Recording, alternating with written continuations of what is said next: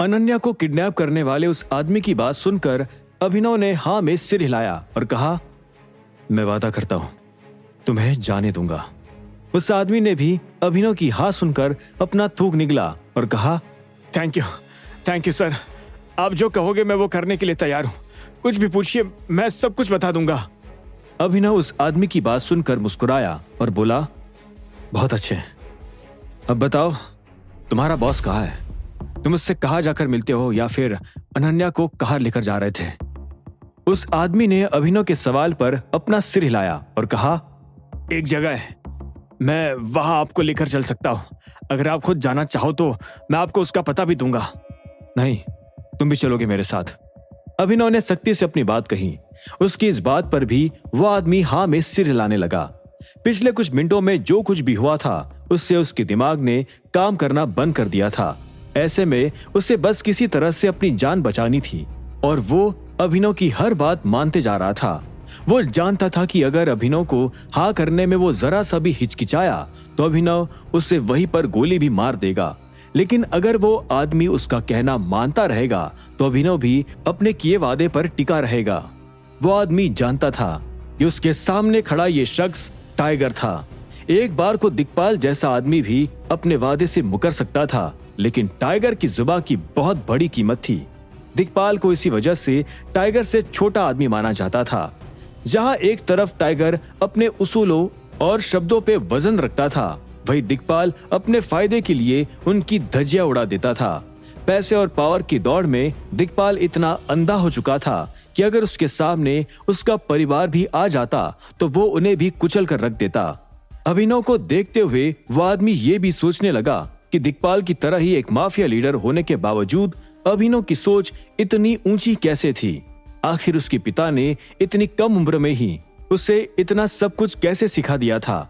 इस सवाल से उस आदमी के मन में यह सवाल भी उठने लगा कि अगर टाइगर इतना बड़ा आदमी है तो उसके पिता संजय गढ़वाल कितने बड़े आदमी रहे होंगे, और संजय गढ़वाल आखिर होगा भी कौन?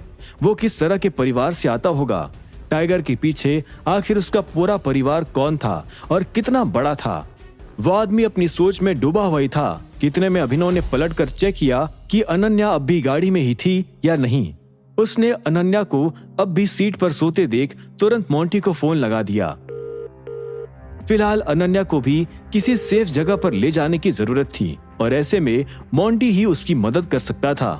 अनन्या के पूरे कपड़े भी तालाब में भीग चुके थे। वो बीमार ना पड़ जाए इसलिए उसके कपड़ों को भी जल्द से जल्द बदलने की जरूरत थी। अभिनव का फोन उठाते ही उधर से मोंटी ने कहा, हेलो अभिनव, सब ठीक है? तुमने इस वक्त कॉल किया? ठीक नहीं मोंटी, एक सिचुएशन है, तुम जल्द से जल्द मुझे आकर मिलो। एक आदमी को पता चल गया है कि मैं जिंदा हूं और वो जल्द ही इस बात को दिक्पाल तक भी पहुंचा सकता है। तुम जल्दी आओ यार, हमें कुछ भी करके उसे रोकना पड़ेगा। पूरी बात मैं बाद में समझाऊंगा। अभिनव ने हड़बड़ाते हुए अपनी बात कही। मोंटी तुरंत अपनी जगह से खड़ा हो गया और गंभीरता से बोला, शिट, ये तो गेम हो गया। तुम मुझे अपनी लोकेशन सेंड करो, मैं अभी घर से निकलता हूँ। इतना कहकर मोंटी ने फोन काट दिया। अभिनव भी अपना फोन जेब में रखते हुए अपने बॉडीगार्ड्स के करीब आया और बोला, तुम में से कोई दो इस डेड बॉडी को ठिकाने लगा और फिर मुझसे मिलने स्वीट पर आ जाओ। अभिनव का ऑर्डर सुनकर दो गार्ड्स ने अपना सिर हिलाया और फिर वो पहले आदमी की बॉडी उठाने चले गए। दूसरा आदमी जिसने पहले को गोली मारी थी वो कांपता हुआ अपने आप पीछे हट गया। इतने में अभिनव ने अपने तीसरे और आखिरी बॉडीगार्ड की तरफ देखा और कहा, तुम यहीं रुको और मोंटी के आने का इंतजार करो। जैसे ही वो आ जाए उसके बाद मोंटी को और इस गुड़गांव वाले आदमी को इसके बॉस के पास लेकर जाना। इसके बॉस को मरना होगा, लेकिन उससे पहले उसे बंदी बनाकर मेरे घर में रखना और मेरे अगले ऑर्डर का इंतजार करना। और पूरी सिचुएशन क्या है कि तुम मोंटी को भी समझा देना। हो सकता है कि मैं उसके फोन ना उठा पाऊं। उस गार्ड ने अभिनव की बात पर हाँ में सिर हिला दिया। अभिनव अपनी गाड़ी में बैठने लगा और उसने एक राहत भरी सांस ली। उसने एक पल के लिए पलटकर पीछे देखा तो पाया कि अनन्या अब भी आराम से सो रही थी। अभिनव ने धीरे से गाड़ी की चाबी घुमाई और इंजन चालू कर दिया। कुछ मिनटों बाद वो होटल के पार्किंग लॉट में वापस पहुंच चुका था। गाड़ी पार्क करते ही अचानक अभिनव का फोन बजने लगा। जो कि मैक्स का था। अभिनव के उस फोन को उठाते ही उधर से मैक्स बोला, अभिनव, तुम्हारी अनन्या से बात हुई या नहीं? वो अब भी फोन नहीं उठा रही यार, मुझे बहुत घबराहट हो रही है। मैक्स की आवाज में चिंता साफ झलक रही थी। अभिनव ने एक गहरी सांस ली और एक पल के लिए अनन्या को देखकर कहा, हाँ, वो मेरे साथ ही है, बस आधी नींद में है, आधी बेहोश है और पूरी भीग चुकी है। मैं बाद में तुमसे मिलकर तुम्हें पूरी बात बताऊंगा। फिलहाल बस मेरे एक हेल्प कर दो, मुझे अनन्या को उसके रूम तक लेकर जाना है, लेकिन इस तरह से कि कोई मुझे देखकर मुझ पर शक भी ना करे। लगता है कि कुछ हुआ है, मैक्स ने मन ही मन कहा। वो फिर एक गहरी सांस लेकर फोन पर बोला, चिंता मत करो, होटल का मालिक मेरा दोस्त ही है, मैं उससे बात करता हूँ, वो तुम्हारी मदद कर देगा। लेकिन मुझे ये तो बताओ कि हुआ क्या है। नहीं नहीं, रुको, मैं भी वही आ रहा हूँ, मिलकर ही बात करते हैं। अपनी बात खत्म कर मैक्स ने तुरंत फोन काट दिया और अभिनव को कुछ बोलने का मौका ही नहीं दिया। अभिनव को उसका ये मिजाज थोड़ा अजीब लगा। उसे महसूस हुआ कि जब भी बात अनन्या से जुड़ी होती है तो मैक्स का बर्ताव बदलने लगता है। कहीं मैक्स को अनन्या से प्यार तो नहीं होने लगा? अभिनव ने अपने आप से पूछा। उसके मन में अचानक कई तरह के ख्याल आने लगे थे। हालांकि सभी ख्यालों पर लगाम लगाते हुए उसने अनन्या को गाड़ी से उठाया और अगले कुछ मिनटों में वो उसके रूम में पहुंच गया। मैक्स के फोन करने पर होटल के 2 आदमी बाहर आ चुके थे और वो अभिनव को मेन एंट्रेंस से ना ले जाकर एक सीक्रेट एंट्रेंस से ही होटल के अंदर ले गए थे। ये सीक्रेट एंट्रेंस सिर्फ होटल के खास एम्प्लॉयज के लिए ही था और इसका रास्ता होटल के महंगे वाले रूम से भी कनेक्टेड था। उन्हीं महंगे रूम्स में से एक रूम अनन्या का था, जिसे असल में स्वीट बोला जाता था। एक स्वीट किसी भी होटल की रूम से बड़ा रूम हुआ करता था और वहां पर सुविधाएं भी ज्यादा होती थी। अभिनव ने धीरे से अनन्या को उसके बेड पर लेटा दिया। वो अनन्या के बाल सहलाकर पीछे हटने ही वाला था कि तभी उसे एहसास हुआ कि अनन्या ने उसे उसके कपड़ों से पकड़ रखा था। अभिनव उसे एक पल के लिए देखने लगा। उसे महसूस हुआ कि भले ही अनन्या नींद में थी, लेकिन तब भी अभिनव के कपड़े नहीं छोड़ रही थी। अभिनव ने जब धीरे से उसका हाथ पकड़कर उसे अपनी शर्ट से हटाने की कोशिश की तो इतने में उसे एक धीमी सी आवाज सुनाई दी, मत जाओ। अभिनव समझ नहीं पाया कि अनन्या जागने लगी थी या फिर कोई सपना देख रही थी। ऐसे में उसने एक गहरी सांस ली और वो भी अनन्या के पास बैठ गया। काफी रात भी हो गई है, अब रेवेलो वापस जाना भी पॉसिबल नहीं है, लगता है यही रुकना पड़ेगा। अभिनव ने अपनी घड़ी में टाइम देखते हुए मन ही मन कहा। वो यहाँ से तुरंत निकलकर अलायना के पास वापस लौटना तो चाहता था, लेकिन किन्हीं कारणों की वजह से वो जा नहीं पाया। अभिनव के लिए उनमें से सबसे बड़ा कारण यही था कि वो अनन्या को इस हाल में अकेला छोड़कर नहीं जा सकता था।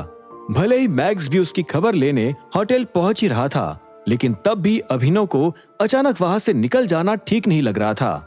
और तो और उसका फिलहाल अनन्या से बात भी करना बाकी था, जिसके लिए ही वो यहाँ आया था। अगर अभिनव उससे मीटिंग किए बिना ही वहां से चला जाता तो अनन्या उसे दोबारा बुला लेती। ऐसे में वापस से भागदौड़ करने से बेहतर यही था कि अभिनव फिलहाल वहां रुक जाए और अनन्या के जागने का इंतजार करे। कुछ देर बाद बाहर से कोई उस रूम का दरवाजा खटखटाने लगा। अभिनव को महसूस हुआ कि मैक्स वहां पहुंच चुका था। वो एक पल के लिए अनन्या को देखते हुए हिचकिचाया और फिर उसने धीरे से अनन्या का हाथ अपनी शर्ट से हटा दिया। अनन्या ने हल्की सी करवट जरूर ली, लेकिन वो फिर से सोने लगी। अभिनव उसे देखते हुए एक गहरी सांस लेकर अपनी जगह से उठा और दरवाजे की तरफ चला गया। जैसे ही उसने दरवाजा खोला तो पाया कि वहां पर मैक्स नहीं बल्कि होटल की 2 हेल्पर्स खड़ी थी। अभिनव को अभी याद आया कि उसने ही इन हेल्पर्स को अनन्या के कपड़े बदलवाने के लिए बुलाया था। हेलो सर, उन दोनों हेल्पर्स ने एक साथ कहा। अभिनव ने हाँ में सिर हिलाया और फिर वो उन्हें अंदर जाने के लिए जगह देते हुए बोला, तुरंत ड्रेस चेंज कर दो, उसे कुछ कंफर्टेबल और गर्म पहना दो। काम पूरा हो जाने के बाद मुझे इन्फॉर्म कर देना। अभिनव के ऑर्डर पर दोनों हेल्पर्स ने तुरंत सिर हिलाया और वो अंदर अनन्या की तरफ बढ़ने लगी। अभिनव भी इतने में रूम से बाहर आ गया और उसने गेट लगा दिया। वो कॉरिडोर में लगे एक सोफे पर बैठा ही था, इतने में उसके कानों में एक आवाज गूंजने लगी, अनन्या कहाँ है?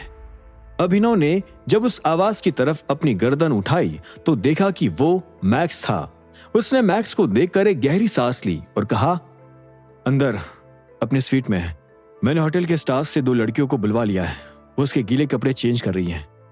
अभिनव की बात सुनकर मैक्स ने उसे एक पल के लिए देखा और कहा, तुम्हारे भी तो कपड़े भीग चुके हैं, तुम्हें घर जाकर इन्हें बदल लेना चाहिए। कपड़े तो बदलने हैं, लेकिन मैं इंतजार कर रहा हूं। मुझे लग रहा है कि अनन्या जल्द ही जाग जाएगी और फिर हम अपनी मीटिंग कर सकेंगे। अगर मैं अभी चला गया तो मुझे इस मीटिंग के लिए दोबारा यहाँ आना पड़ेगा। तुम भी जानते हो कि मैं फिलहाल वैकेशन पर हूँ। इस तरह बार बार एक मीटिंग के लिए आता रहा तो फिर इस वैकेशन का मतलब ही क्या रहेगा। अभिनव ने समझाते हुए अपनी बात कही।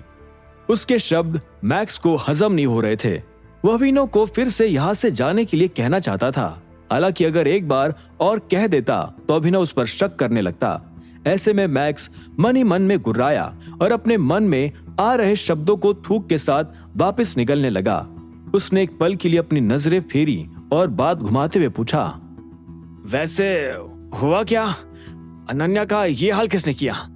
ये पक्का किसी और का काम है, क्योंकि मेरे आदमी तो ऐसी कुछ करने की हिम्मत भी नहीं करेंगे। मैंने सभी को पहले से चेतावनी दे दी थी कि कोई भी अनन्या की तरफ आंख उठाकर भी नहीं देखेगा। मैक्स के आखिरी शब्द सुनते ही अभिनव ने तुरंत उसकी तरफ देखा और ताना मारते हुए कहा, तुम अनन्या की सेफ्टी को लेकर काफी सतर्क हो। नहीं, अपने आदमी को भी बोल दिया कि उसकी तरफ आंख उठाकर ना देखे। ऐसा लग रहा है कि तुम दोनों ऑलरेडी शादी भी कर चुके हो। अभिनव की बात सुनकर मैक्स थोड़ा घबराते हुए हंसा और बोला, क्या कुछ भी बोल रहे हो अभिनव? अभिनव मुस्कुराते हुए एक पल के लिए मैक्स का चेहरा पढ़ने लगा और फिर बोला, मुझे ऐसा क्यों लग रहा है कि तुम मुझसे कोई बात छिपा रहे हो मैक्स? नहीं अभिनव, ऐसी कोई बात नहीं है। मैक्स ने थोड़ा शर्माते हुए कहा। अभिनव से देखकर हल्का सा हंसा और फिर अपनी नजरें फेरते हुए बोला, जो भी है ठीक है। मैं वैसे भी यहाँ अनन्या को उसके बिजनेस प्रपोजल के लिए मनाही करने आया था। मैं नहीं चाहता कि वो दोबारा मेरा नाम भी ले। इनफैक्ट अगर वो जल्द से जल्द जहां से भी आई है वहां वापस लौट जाए तो और भी बेहतर होगा। कुछ दिनों में मैं भी गुड़गांव वापस लौट जाऊंगा और सब कुछ सेटल हो जाएगा।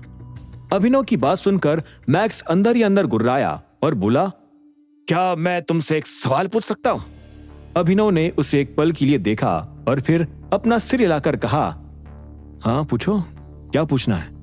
मैक्स थोड़ा हिचकिचाया और फिर बोला, तुम और अनन्या आखिर एक दूसरे के कितने करीब थे? मैं जानता हूं तुम दोनों की शादी हो रखी है, लेकिन उसके प्रति तुम्हारा बर्ताव देखकर ऐसा लगता नहीं कि तुम दोनों के बीच कोई प्यार था। अगर प्यार होता तो तुम इतनी सख्ती से उसके प्रपोजल को इनकार करने की बात नहीं करते। अब आगे क्या होगा?